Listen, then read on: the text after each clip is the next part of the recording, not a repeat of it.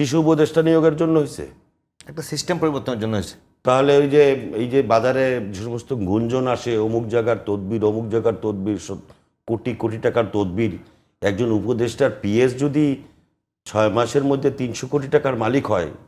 বিএনপির অ্যাক্টিং চেয়ারম্যানের সঙ্গে প্রধান উপদেষ্টার বৈঠকের পরে নির্বাচন নিয়ে যে একটি আশঙ্কা ছিল, যে দ্বিমত ছিল বা বিতর্ক ছিল, সেটা কিন্তু এক প্রকার কমে আসলো। কিন্তু এর পরপরই দেখা গেল যে অনেকগুলো বিষয় নিয়ে, আমি যে বিষয়টা শুরুতে বলছিলাম, যে স্থানীয় সরকার নির্বাচন কিংবা সংখ্যানুপাতিক নির্বাচন কিংবা রাষ্ট্রপতি অপসারণ, এর সবগুলো বিষয় নিয়ে নতুন করে সামনে এসছে। এবং সবশেষ যদি বলি, গতকালকে জামাতের আমির কিন্তু সরাসরি বলে দিয়েছে যে এই পরিস্থিতিতে কিসের নির্বাচন। 1 বছর না, মানে শুরু থেকেই এই সরকারের মধ্য থেকে যেই জিনিসগুলোর আমরা প্রত্যাশা করেছিলাম দেশ এবং জাতি, সেই প্রত্যাশাগুলো কিন্তু আসলে সরকার পূরণ করতে পারেনি। বাস্তবতা হচ্ছে এখানে এক দাগে। আপনি বলতে পারেন যে পারেনি বলতে কি তারা কি ইচ্ছাকৃতভাবে করেনি? এখানে আমি কিছুটা মনে করি যে তাদের অনিচ্ছাকৃত, তবে অভিজ্ঞতার অভাবে, সেক্ষেত্রে তো বিএনপি সহযোগিতা করতে পারতো। অনভিজ্ঞতার কারণে বিএনপি তো সহযোগিতা করেছে কিনা এটা দেশবাসীও সাক্ষী, আপনিও জানেন। 5 তারিখের পরে 3 দিন কিন্তু এই দেশে কোনো সরকারবিহীন রাষ্ট্র ছিল, এবং সেই সময়ে বিএনপির পক্ষ থেকে লক্ষ লক্ষ মানুষের সমাবেশ করে তারপরে আমাদের ভারপ্রাপ্ত চেয়ারম্যান জনাব তারেক রহমান সাহেব একেবারে সম্পূর্ণরূপে এই সরকারকে সহযোগিতা করা ঘোষণা করলেন। 3 মাসের মধ্যে নির্বাচন হতে চাইলেন। এবং সেটা শুধু তা না, উনি এটাও বললেন যে এই সরকার যদি ব্যর্থ হয় তাহলে আমরা ব্যর্থতা পর্যবসিত হব। সরকার এই গুরুত্বটাকে অনুধাবন করতে ভুল করেছে, এবং 3 মাসের মধ্যে নির্বাচন সম্ভবত তিনি চাননি, কিন্তু 3 মাসের মধ্যে নির্বাচন করা এই সরকারের এই না না 3 মাসের মধ্যে উনি নির্বাচন চাননি, কোথাও ভুল হচ্ছে মনে হয়। কিন্তু 3 মাসের মধ্যে নির্বাচন করা এই সরকার দায়িত্বের মধ্যে ছিল। অন্তর্বর্তীকালীন সরকারের যে কাঠামো নিয়ে কথা বললেন রনি সাহেব,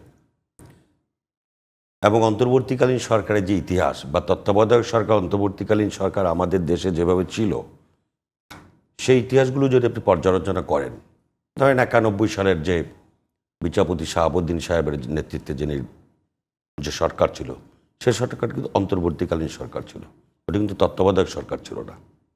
খুব ভালো করে মনে রাখবেন, ওটা অন্তর্বর্তীকালীন সরকার ছিল। এবং সেইটাও কিন্তু স্বৈরাচার এরশাদের পতনের পরে একটি ভিন্ন প্রেক্ষাপটে সেই অন্তর্বর্তীকালীন সরকার গঠিত হয়েছিল। সেই অন্তর্বর্তীকালীন সরকার যে নির্বাচনটা করেছিল, স্বাধীনতা উত্তর বাংলাদেশে আজও পর্যন্ত সবচেয়ে বেশি গ্রহণযোগ্য এবং নিরপেক্ষ নির্বাচন হিসেবে সেটাকেই ধরা হয়। এবং সেটা কি সম্ভব হয়েছিল 3 মাসের মধ্যেই?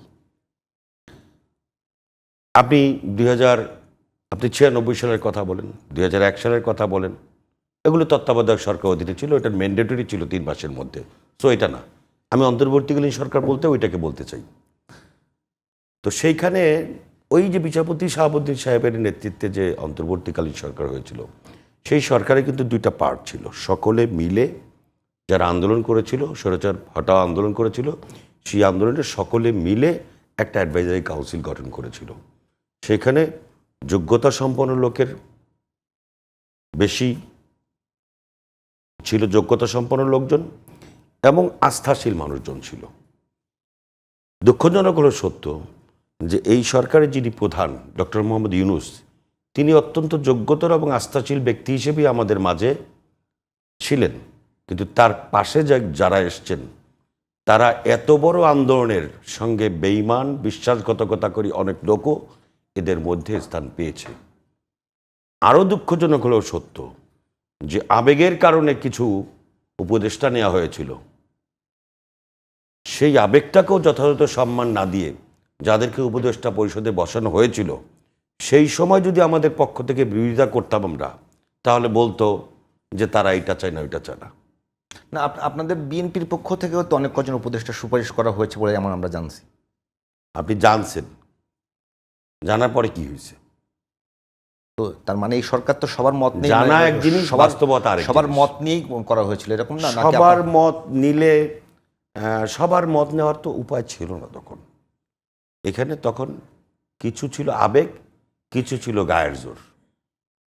বিএনপি তো প্রথম দিন থেকেই যেভাবে মানুষকে নিবৃত্ত করার জন্য ভারপ্রাপ্ত চেয়ারম্যান সাহেব বারবার নির্দেশনা দিচ্ছিলেন, আমি প্রেক্ষাপটে আসি এবং এর মধ্যে এরপরে যে সমস্ত লোকদেরকে ইনক্লুড করা হলো তার মধ্যে দু একজন তো আপনি ওপেন, যারা ফ্যাসিবাদের সঙ্গে সারাটার সময় ফ্যাসিবাদের পক্ষে ছিল, সেই সমস্ত লোকজনের মধ্যে আছে। এরপরে নির্বাচন নিয়ে আপনি দেখেন এক এক সময় এক একটা জিনিস জাতির সামনে স্থাপন করা হয়। একটা পর্যায়ে গিয়ে এরকম মনে হলো যে নির্বাচন চাওয়াটাই মনে হয় অন্যায়, যে নির্বাচনের জন্য শুধুমাত্র এটা হয়েছে, ভাই কিসের জন্য হয়েছে? শিশু উপদেষ্টা নিয়োগের জন্য হয়েছে? একটা সিস্টেম পরিবর্তনের জন্য হয়েছে। তাহলে ওই যে এই যে বাজারে যে সমস্ত গুঞ্জন আসে, অমুক জায়গার তদবির, অমুক জায়গার তদবির, কোটি কোটি টাকার তদবির, একজন উপদেষ্টার পিএস যদি 6 মাসের মধ্যে 300 কোটি টাকার মালিক হয়, সেই জন্য হয়েছে?